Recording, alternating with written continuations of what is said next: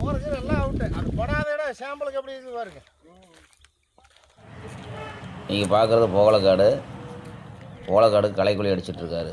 கப்பை கமித்துட்டு 2 வாடா அப்பதான் கரெக்டாக இருக்கு. 3 கை திரும்புற பக்கம் குளுக்கோசைட் அமோனியம் அந்த கெமிக்கல் அடிச்சிட்டு இருக்காரு.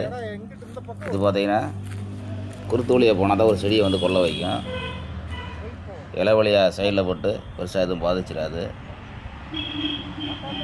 ரப்பர் மரத்துக்கு யூஸ் பண்ணக்கூடிய அந்த கப்பை வாங்கியாந்து கேரளாவில் வந்து 4 பொம்பளையை கமித்திட்டு போகிறாங்க. 4 பொம்பளை அதை எடுத்துகிட்டு போகிறாங்க. இவர் இதே மெத்தடில் 3 வருஷமாக அடிச்சிட்ருக்காரு.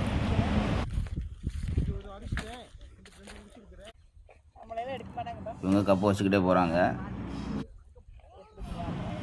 இந்த அம்மா கப்பை எடுத்துகிட்டு போகுது. இப்படி அங்கிட்டு பாருங்கள், அவங்க கப்பை எடுத்துகிட்டு போகிறாங்க.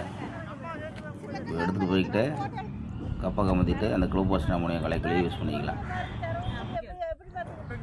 பாருங்கள், 2 தேங்காய் அடிக்கிற அளவுக்கு கப்பை கமத்திட்டு போகிறாங்க. இவர் பின்னாடியே அடிச்சுட்டு வர்றாரு.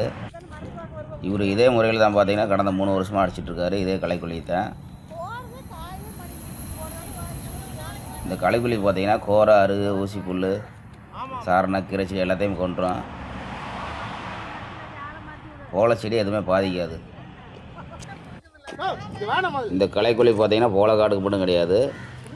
நீங்கள் இடைவெளி விடக்கூடிய, அதாவது 2 அடிக்கு மேலே விடக்கூடிய எந்த வகையான பயிராக இருந்தாலும் இந்த குளுக்கோசைட் அமோனியம் களைக்குள்ளியை யூஸ் பண்ணலாம். வேட்டை ஸ்ப்ரேயரில் புணர் போட்டு செடியோட குருத்து வழியாக போனால் தான் இந்த களைக்குள்ளி வந்து ஒரு செடியை கொல்ல வைக்கும். இலையோட சைடில் போட்டோ அல்லது தண்டில் போட்டோ செடிக்கு எந்த பாதிப்பும் வராது. இது களைக்குள்ளி அடித்து 10 நாள் ஆன காடு. ஓலை செடி எந்த வித பாதிப்பும் இல்லை. பாருங்கள், குளுக்கோசைட் அமோனியம் ஃபுல் பண்ணிடுவீங்க. ஒரு 10 லிட்டர் தண்ணிக்கு 80 மில்லி ஊற்றினா போதும். பார்த்தீங்களா, எந்த வித பாதிப்பும் கிடையாது செடிக்கு. செடி தவிர்த்து மற்ற எல்லா களைகளும் கேட்டுரும். ஓலை செடியே ஒன்றுமே பண்ணாது. இது எல்லா வகையான பயிர்களுக்கும் யூஸ் பண்ணலாம். நான் போன வருஷமாக ஒரு வீடியோ போட்டேன். 4 வருஷமா இதே காட்டில் எடுத்து இதே மருந்து, இதே ஆளு, இதே அவரு